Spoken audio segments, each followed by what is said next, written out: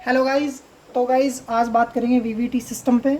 जो हमारी जो इंजन के अंदर जो वीवीटी सिस्टम लगाया कंपनी ने, उस वीवीटी सिस्टम को लगाने से इंजन के अंदर किस चीज़ की में प्रगति हुई इंजन के अंदर, और ये कंपनी ने क्यों लगाया और ये सिस्टम कैसे काम करता है, तो इसके बारे में मैं डिटेल में बात करूँगा आपसे और हिंदी में बात करूँगा गाइस। और कैसे गाइस इसकी वायरिंग होती है, कहाँ कहाँ से इसको सिग्नल आता है, जब इसको इशू ऑपरेट करता है तो इशू को कहाँ से सिग्नल मिलता है इसको ऑपरेट करने के लिए। तो गाइस पहले सोलोनाइट पे बात करते हैं। गाइस सोलोनाइट का काम है जो ऑयल का जो प्रेशर होता है, जो हमारी गैलरी से जो ऑयल आता है उसके प्रेशर को रेगुलेट करता है। तो गाइस इसके अंदर भी एक सोलोनाइट लगा हुआ होता है। वो सोलोनाइट कब ऑपरेट होता है, जब इंजन को ज़्यादा एयर की आवश्यकता होती है तो ECU उसको सिग्नल भेजता है सोलोनाइट को। अब ये सोलोनाइट ऑपरेट कैसे कैसे कराती है, कुछ कंपनी ने तो इसको दोनों तार ECU से दिए हैं इसको ऑपरेट कराने के लिए, इसको नेगेटिव भी और पॉजिटिव भी। कुछ कंपनी ने इसके साथ एक वायर बाहर से दी है इसको पॉजिटिव, और नेगेटिव जो है इसको इशू से कंट्रोल किया। अब गाइस बात आती है कि इसको ये किस समय ऑपरेट कराता है गाइस। गाइस जब भी हमारी कार हाई आरपीएम में होती है तभी हमारा वीवीटी खुलने लगता है, क्योंकि जब भी हाई स्पीड होती है तो ज़्यादा एयर की ऑक्सीजन की आवश्यकता होती है, तो तभी ये वाल को एडवांस करना शुरू कर देता है। वाल का जो टाइम है वो टाइम सेम ही होता है, वो खुलता अपने टाइम पे है, क्योंकि ये कभी नहीं घटता बढ़ता। जो इसका जो ये पोल होता है, जो केम का पोल है, वो कभी घटता बढ़ता नहीं, ये सिर्फ वाल को थोड़ा एडवांस करना शुरू कर देता है, थोड़ा पहले खुलना शुरू कर देता है ताकि ज़्यादा एयर और फ्यूल इंजन के अंदर जा सके। तो गाइस इसका खैर काफ़ी लंबा प्रोसेस है, लेकिन मैं आपको शॉर्ट में समझाऊंगा, और 5-10 मिनट की वीडियो में गाइस इतने सब कुछ बता भी तो नहीं सकते ना। तो गाइस ये जो ऑपरेटिंग सिस्टम है, ऑपरेटिंग सिस्टम इसका यही है कि इसको नेगेटिव और पॉजिटिव आता है, जिससे ये सोलोनाइड ऑपरेट होता है। जब सोलोनाइड ऑपरेट होता है तो सोलोनाइड ऑपरेट होने से जो ऑयल का प्रेशर है वो ऑयल का प्रेशर इससे निकलना शुरू कर देता है और केम शाफ्ट के होल में वो चला जाता है। अब ये केम शाफ्ट के होल में जाता है, फिर इस मैकेनिज्म में जो कि पीवीटी मैकेनिज्म होता है, ये फिर इसके अंदर जो क्रिया होती है मैं आपको उसे खोल के दिखाऊंगा कि किस किस तरह से आगे पीछे होता है गाइस। गाइस वीवीटी का सबको पता है, जो वेरिएबल वॉल टाइमिंग है ये सभी को पता है, आसान सी बात है। लेकिन गाइस एक्चुअल में इसकी वर्किंग क्या है और ये वर्क कैसे करता है और इन चीज़ों के अंदर क्या होता है, गाइस मेरा सेंसरों को समझाने का और सेंसरों के अंदर क्या होता है ये समझाने का सिर्फ यही प्रोसीजर है, ताकि कल को अगर आप कोई भी फॉल्ट कोड आप फेस करो तो आप फेस करने के बाद में ये चीज़ जान सको कि इस सेंसर के अंदर ये प्रॉब्लम है, इस सेंसर के अंदर ये रेजिस्टेंस लगा हुआ है, तो हो सकता है कि वो रेजिस्टेंस ख़राब हो गया हो। तो गाइस इस चीज़ से आप बहुत जल्दी जो भी फॉल्ट होगा आप उस तक बहुत जल्दी पहुंच जाओगे कि भाई वो दिखा रहा है रेजिस्टेंस हाई दिखा रहा, अगर कोई भी चीज़ है, कोई भी फॉल्ट कोड आया उसका आपको रेजिस्टेंस हाई दिखाया, कोड के साथ रेजिस्टेंस हाई दिखाया, आप समझ जाओगे कि उस सेंसर के अंदर ये रेजिस्टेंस लगा हुआ है, तो तुरंत ही आप उसको जो है इन्वेस्टिगेट करके उसकी पे जो काम शुरू कर दोगे। तो गाइस यही समझाने का तरीका है।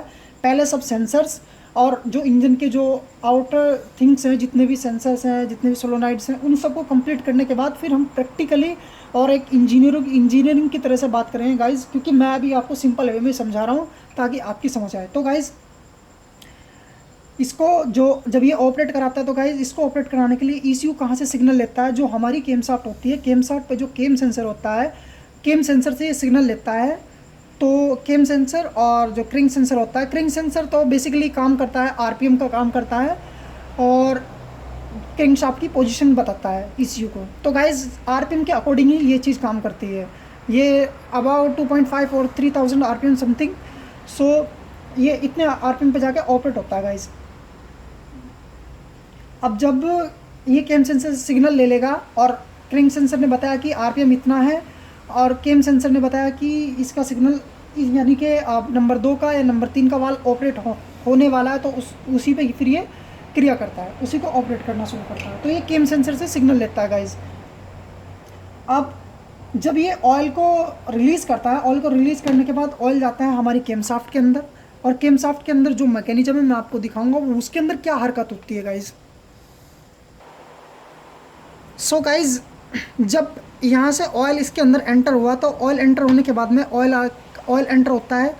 आप ये जो स्लॉट देख रहे हैं इस स्लॉट के बीच में जब यहाँ पर ऑयल एंटर होता है, तो क्योंकि ये सिरा तो हमारा ये सिरा ये टाइमिंग चेन के साथ जुड़ा हुआ होता है, ये जो केम का स्प्रोकेट है ये केम के साथ पूरा अटैच होता है।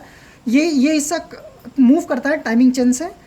और फिर जब वीवीटी काम करता है तो वीवीटी कैसे काम करता है, वीवीटी अगर हमारी केम घूमती है तो केम को एडवांस रिटायर ऐसे करता है, जहाँ अगर इसके अंदर ऑयल गया तो ऑयल जाने के बाद में फिर ये हिस्सा इस तरह से आगे पीछे मूव करता है।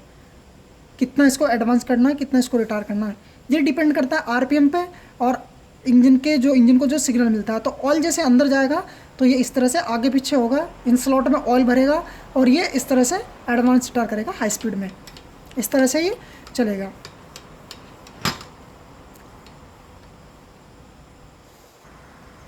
तो गाइज जब ये केम एडवांस और रिटायर करती है टाइमिंग वाल को, तो तब क्या होता है, क्योंकि इंजन के अंदर ज़्यादा एयर जाएगी, ज़्यादा फ्यूल जाएगा, तो उससे क्या होगा, एक तो इंजन का परफॉर्मेंस अच्छा हो जाएगा और जो फ्यूल की इकोनॉमी है वो कम हो जाएगी। अब फ्यूल की इकोनॉमी कैसे कम होगी गाइस, इसके अंदर भी इसके दो रीज़न है।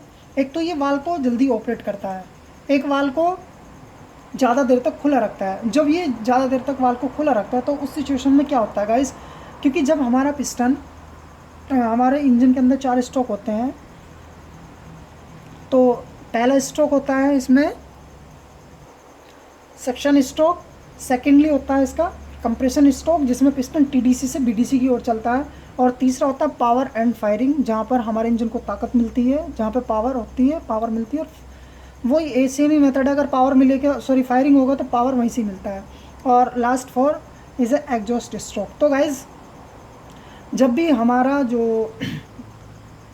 जो वाल लेट तक खुला रहेगा, जो इंटेक वाल जब लेट तक खुला रहेगा तो क्या होगा, जब पिस्टन टीडीसी से बीडीसी की ओर चलता है, क्योंकि अब हमारा कंप्रेशन स्ट्रोक सेक्शन में आया, वाल खुला रहा, वाल लेट तक खुला रहा, क्योंकि जब पिस्टन नॉर्मल इंजन में क्या होता है, पिस्टन जब हमारा पिस्टन बीडीसी पे आता है कंप्रेशन स्ट्रोक के लिए, और जब वो टीडीसी की ओर चलता है उसको कंप्रेस करने के लिए, तो वाल बंद होते हैं, एग्जॉस्ट वाल भी और इंटेक वाल भी।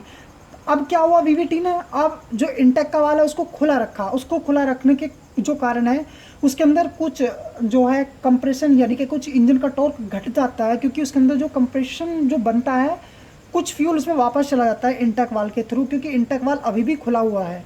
जब कंप्रेशन स्ट्रोक ऊपर की तरफ पिस्टन चला तो इंटेक वाल अभी भी खुला है, तो कुछ फ्यूल वापस चला जाता है इंटेक मैनिफोल्ड में, जिससे इंटेक मैनिफोल्ड का प्रेशर हाई हो जाता है और कंप्रेशन लेस हो जाता है, उससे इंजन का 1-2% टॉर्क घटता है। लेकिन उस सिचुएशन में क्या होता है, इंजन स्मूथ रहता है, क्योंकि क्या होता था, इंजन की जो पावर लेस होती थी, वो पावर कब लेस होती थी, क्योंकि एयर को कंप्रेस करने में जो पिस्टन को ताकत लगानी पड़ती है, क्योंकि एयर को जब एग्जॉस्ट वाल भी बंद हो गया, इंटेक वाल भी बंद हो गया, तो उसको जब वो एयर को दबाता था तब इंजन की जो पावर है वो बहुत ज़्यादा लेस हो जाती थी, क्योंकि पिस्टन को बहुत ज़्यादा ताकत लगानी पड़ती थी एयर को कंप्रेस्ड करने में।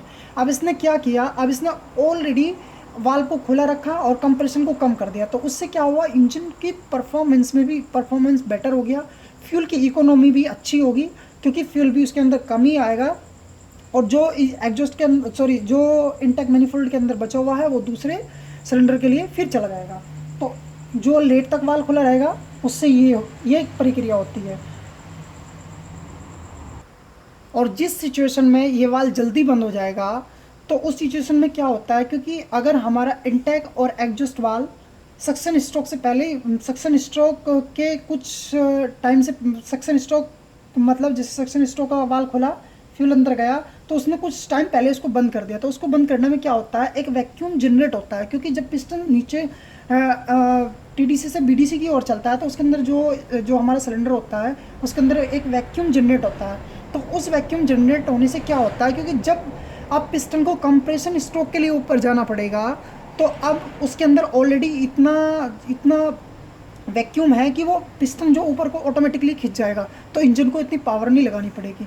तो इसके अकॉर्डिंग इंजन का जो परफॉर्मेंस है वो भी अच्छा हो जाता है, ड्राइविंग भी स्मूथ हो जाती है, और जो फ्यूल की इकोनॉमी है वो भी बेटर हो जाती है। गाइज़ ये 5-10 मिनट की वीडियो है, इसमें इतना कुछ नहीं बता सकता, हालांकि वीवीटी के ऊपर बहुत लंबी जो है सिस्टम है इसका। और गाइज इसके वायरिंग का बस यही मेथड है, ये केम सेंसर से सिग्नल लेगा, क्रैंक सेंसर से सिग्नल लेगा, क्रैंक सेंसर का तो ऑलरेडी सिग्नल गया हुआ है क्योंकि वो आरपीएम की रीडिंग बता रहा है मीटर को, और इश्यू को भी वो।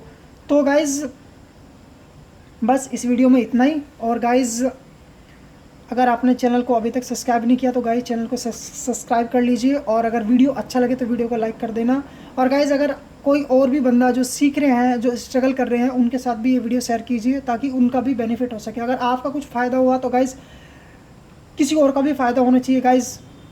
बाकी गाइज़ बहुत जल्दी जितनी भी इलेक्ट्रॉनिक व्हीकल्स आ रहे हैं ये सब कुछ, और जितने भी प्रोफेशनल जो डेटा है, जो कंप्यूटर से चेक करना, ईशू की प्रोग्रामिंग और लाइव डेटा चेक करना और एबीएस की प्रोग्रामिंग, गाइज़ ये सब कुछ स्टेप बाय स्टेप मैं आपके साथ शेयर करूँगा। आप जुड़े रहिए मेरे साथ।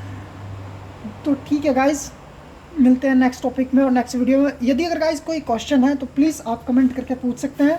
मैं मोस्ट ऑफ द कमेंट का रिप्लाई करता हूँ। जब भी मेरे को टाइम मिलता है मैं कमेंट पढ़ता हूँ, मैं तभी तुरंत ही रिप्लाई करता हूँ। अगर कोई भी जो भी काम मैं कर सकता हूँ, जो भी मैं बता सकता हूँ, मैं उसको तुरंत रिप्लाई करता हूँ। तो ओके, थैंक यू गाइज़।